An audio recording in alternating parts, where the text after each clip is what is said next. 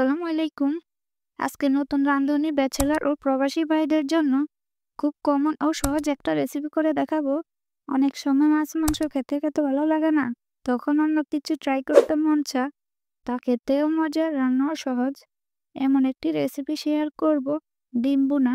আশা করি সকলে সম্পূর্ণ ভিডিওটা দেখবেন। প্রথমে কড়াইতে পরিমাণ মতো তেল দিয়ে দিলাম।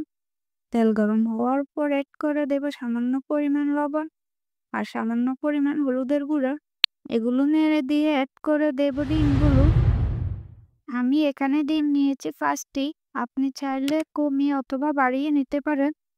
আমি কিন্তু ডিমগুলো সিদ্ধ করে নিয়েছি এবং প্রত্যেকটা ডিমকে সামান্য করে কেটে নিয়েছি, যাতে মশলাগুলো ডিমের ভিতর ঢোকে এবং খেতে মজা লাগে। ডিমগুলো ভাজা শেষ হয়ে গেছে, এখন উঠিয়ে নেব। একই তেলে দিয়ে দেব কেটে রাখা পেঁয়াজগুলো। এখানে পেঁয়াজ নিলাম বড় সাইজের 3টা। তাতে দিয়ে দেব কেটে রাখা কাঁচামরিচ। পেঁয়াজ মরিচগুলো ভেজে নেব 3 থেকে 4 মিনিটের মতো। পেঁয়াজগুলো ভাজা শেষ হয়ে গেছে, দেখেন ব্রাউন কালার হয়ে এসেছে।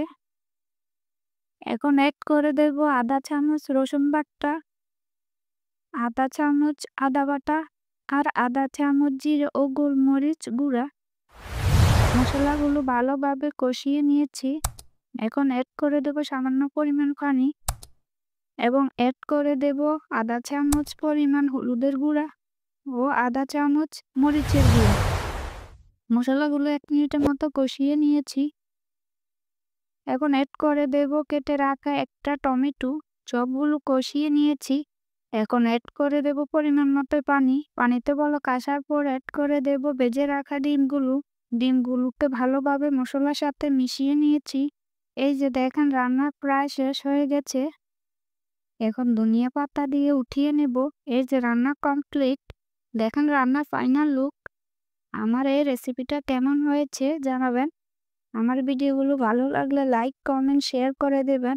আর চ্যানেলটি সাবস্ক্রাইব অথবা ফলো দিতে ভুলবেন না। ধন্যবাদ সবাইকে।